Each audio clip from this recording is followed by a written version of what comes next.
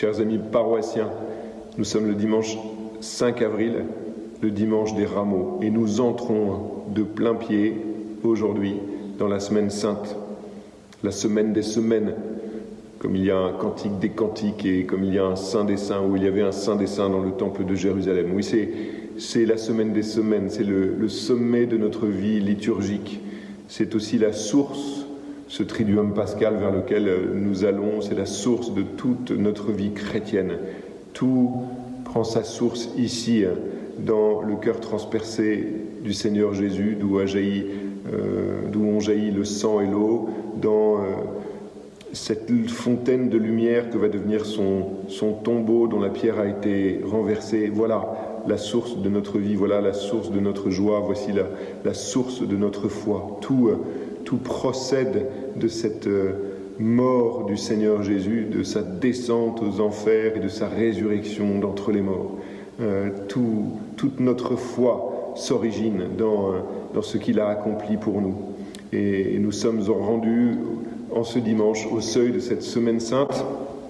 Et je vous invite vraiment à demander la grâce. Nous sommes paroissiens de Notre-Dame de la Croix, la grâce à la Vierge Marie, de pouvoir, comme elle l'a fait, coller au Seigneur, d'être dans une adhérence du cœur profonde pour pouvoir épouser ses sentiments, le comprendre, voir que tout ce qu'il dit, fait, regarde, touche, y compris ses silences, tout ça est gorgé de son amour, tout ça est plein de son dessein de salut. Il n'y a rien qui soit fortuit, il n'y a rien qui soit accessoire dans ce qu'il va vivre et dans ce qu'il va faire. Tout est orienté vers cette manifestation de son amour infini du Père et de l'amour qu'il a pour chacun d'entre nous. Tout est orienté vers ce souci d'accomplir la mission, où il va chercher la brebis perdue pour la ramener sur ses épaules, où il va aller nous chercher dans les entrailles de la mort pour nous tirer avec lui à la lumière de la vie, dans l'éblouissement et la vie régénérée de sa résurrection. Oui, tout est fait par amour de nous et pour manifester la bonté du Père que le Seigneur a servi et a aimé jusqu'au bout, jusqu'à l'extrême, en nous aimant et en nous servant dans le même mouvement. Voilà, donc je vous invite vraiment à demander cette grâce à la Vierge Marie, Notre-Dame de la Croix, qui sera aussi, un jour je vous l'expliquerai, selon saint Ignace de Loyola, certainement la première des témoins du ressuscité. Demandez cette grâce à Marie d'habiter cette semaine sainte, pour voir le Seigneur aller livrer pour nous ce combat à mort, ce combat contre la mort, ce combat contre 3 adversaires qui nous laissaient exsangues et vaincus, qui nous avaient terrassés et que le Seigneur a terrassés en retour pour nous libérer de la servitude dans laquelle ces adversaires nous avaient entraînés. Oui, le Seigneur est allé lutter à mort. C'est un combat à la vie, à la mort. Il est allé lutter contre la mort, qui était plus forte que nous. Il est allé lutter contre le péché, qui était plus fort que nous. Il est allé lutter contre Satan, qui était plus fort que nous. Il est allé renverser ces adversaires que nous ne pouvions surmonter par nos propres forces. Ils étaient plus forts que nous. Et un plus fort que nous, le Christ, est allé pour nous livrer combat, pour nous arracher à leur emprise. Et il a payé le prix de notre libération. Notre salut a coûté à Dieu le prix de son sang, le sang qu'il a versé pour nous sur la croix dans le mystère de son incarnation, de sa passion et de sa résurrection. Nous avons été rachetés par le sang précieux de l'agneau, de l'innocent, du Dieu fait chair, qui est venu nous chercher dans la mort pour aller nous conduire avec lui à la glorification éternelle, à la vie éternelle, à la résurrection.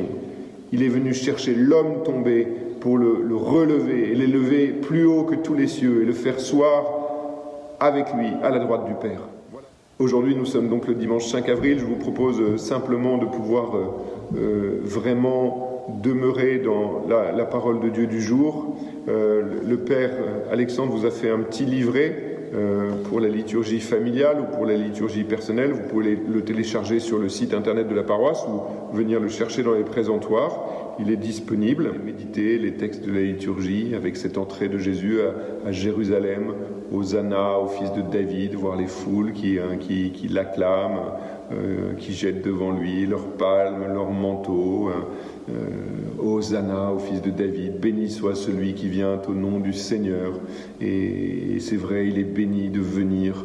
Jérusalem ne sait pas encore à quel point il est béni et ne sait pas encore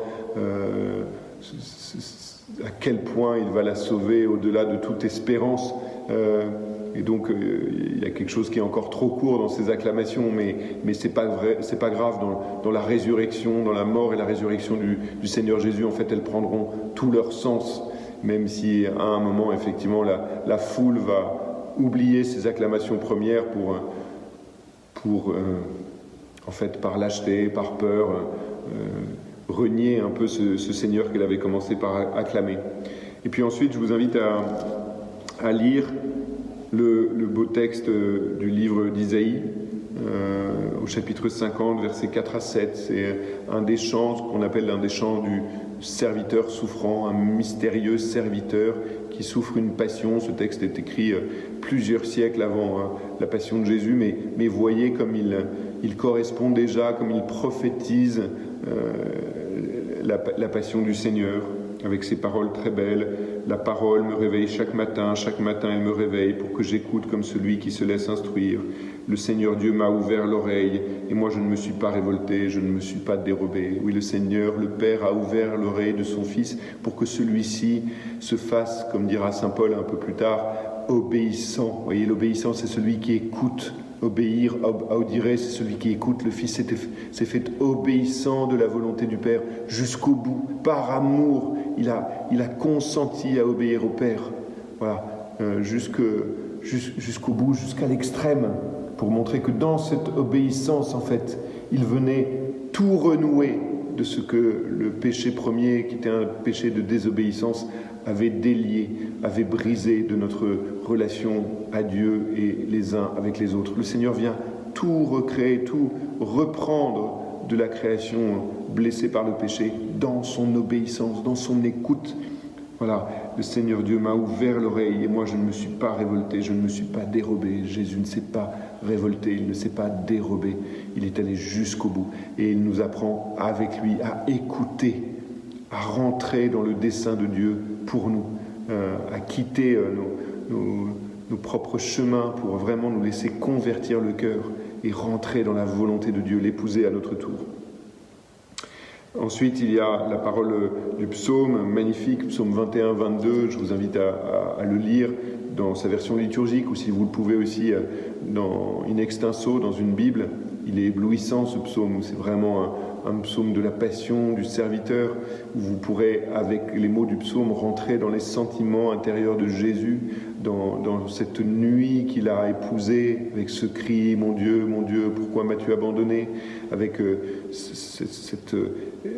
cette impression que toute sa vie s'écoule comme la cire, que son cœur, enfin voilà, il perd tous ses moyens, il se voit entouré de chiens qui le cernent, il se voit menacé, moqué, etc. Enfin voilà, c'est vraiment le sentiment d'abandon, le à bout de souffle du cœur qui ne trouve plus d'appui ni en Dieu, ni dans les hommes, et qui vit la solitude suprême.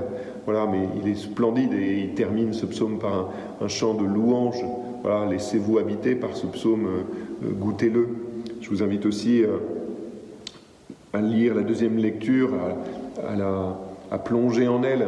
Elle est vertigineuse. Saint Paul nous dresse une fresque théologique où il nous fait contempler le Christ dans sa condition divine, et il n'a pas jugé bon d'être traité à l'égal de Dieu. Et le mystère de son anéantissement, de sa kénose, il s'est vidé de lui-même, il s'est fait homme. Et puis plus que là encore, plus que cela, davantage encore, il s'est fait obéissant jusqu'à la mort et la mort de la croix. Vous voyez, l'incarnation, et puis le mystère de la crucifixion, le mystère de son anéantissement, lui qui est Dieu, lui qui est créateur, lui qui est la totalité de l'être divin qui a créé toute chose. Voilà qu'il descend jusque-là, jusqu'aux abîmes de la mort. Et puis le Seigneur l'a relevé, il l'a exalté, il lui a donné dans la résurrection le nom qui est au-dessus de tout nom, le Seigneur Jésus. Mais voilà, Saint Paul synthétise de manière admirable, c'est vertigineux là aussi. Je vous invite à demeurer dans ces mots, dans cette puissance théologique. Et puis enfin, évidemment, je vous invite à lire l'Évangile selon saint Matthieu, du chapitre 26, verset 14 au chapitre 27, verset 66. Et peut-être pour vous aider dans cette lecture, je vous invite à repérer les différentes scènes qui se succèdent. La préparation de la Pâque, l'annonce de la trahison de Judas, la célébration de l'Eucharistie, le départ pour Gethsémani, Jésus qui est livré par Judas dans le jardin de Gethsémani, et puis ensuite sa comparution devant Caïphe, et déjà les premières vexations qu'il va subir, l'épisode de la trahison, du reniement de Pierre, qui par 3 fois renie le Seigneur avant le chant du coq, et puis le remords de Judas qui vient reconnaître devant ceux à qui il a livré le Christ qu'il a versé un sang innocent, et comment il vient chercher la miséricorde auprès de ceux-là sans la recevoir. Et ensuite la comparution devant Pilate, la réalité de ce que Pilate va mettre en balance la vie du Christ, fils du Père, avec Barabbas, dont le nom signifie lui aussi fils du Père, et le Christ innocent va prendre la place d'un brigand et va mourir à sa place à cause de la pusillanimité des foules. Ensuite, il y a le couronnement d'épines, la flagellation, et puis le chemin de croix avec Simon de Cyrène, et puis évidemment la crucifixion avec les moqueries, avec les sarcasmes, et puis avec la parole du Seigneur Jésus, mon Dieu, pourquoi m'as-tu abandonné, reprenant le psaume 21-22 qui est le psaume du jour dans la liturgie dont je vous ai parlé il y a peu. Et puis la mort du Christ, le rideau qui se déchire en deux, et les femmes qui observent, Joseph d'Arimathie qui vient recueillir son corps pour qu'il puisse être placé dans un tombeau. Et puis enfin le dernier acte des ennemis du Christ qui viennent vraiment s'assurer qu'il n'y ait pas de tourloupe et qu'on ne vienne pas raconter n'importe quoi après sa mort, et donc on va mettre des gardes pour s'assurer qu'on ne viendra pas raconter qu'il a pu sortir vivant du tombeau. Voilà, malheureusement leur vigilance, ou plutôt heureusement pour nous, mais malheureusement pour eux, leur vigilance sera déjouée, et le Seigneur viendra renverser cette pierre, parce que la vigilance de quelques soldats ne suffit pas à arrêter le plan de Dieu qui avait bien prévu de descendre jusqu'au plus obscur de nos existences pour y déployer toute sa lumière, toute sa grâce, toute sa miséricorde. Voilà, il est descendu dans nos enfers pour nous en arracher. C'est la passion du Christ. Tout est gorgé de son amour, tout est plein de la miséricorde de Dieu. Chacun d'entre nous peut contempler ces scènes en se disant: Seigneur, chaque parole, chaque silence, chaque regard, chaque geste que tu as posé, tu l'as posé dans l'amour de ton Père et dans l'amour de chacun d'entre nous, dans l'amour que tu me portes personnellement. Il a vécu tout cela pour nous, pour chacun d'entre nous. Et demandons à la Vierge Sainte qu'elle soit vraiment notre guide au cours de cette semaine sainte, pour nous apprendre à recevoir, à accueillir le don de Dieu avec un cœur qui se laissera régénérer par cet amour infini que le Seigneur va nous manifester dans sa mort et dans sa résurrection. Belle semaine sainte, je vous retrouve demain pour une petite vidéo sur le texte du jour, Marie de Béthanie et... non, c'est pas si, c'est Marie de Béthanie et l'onction de Marie de Béthanie, l'onction de parfum qui remplit toute la maison. Et bon dimanche des rameaux à vous, que le Seigneur vous bénisse et vous garde.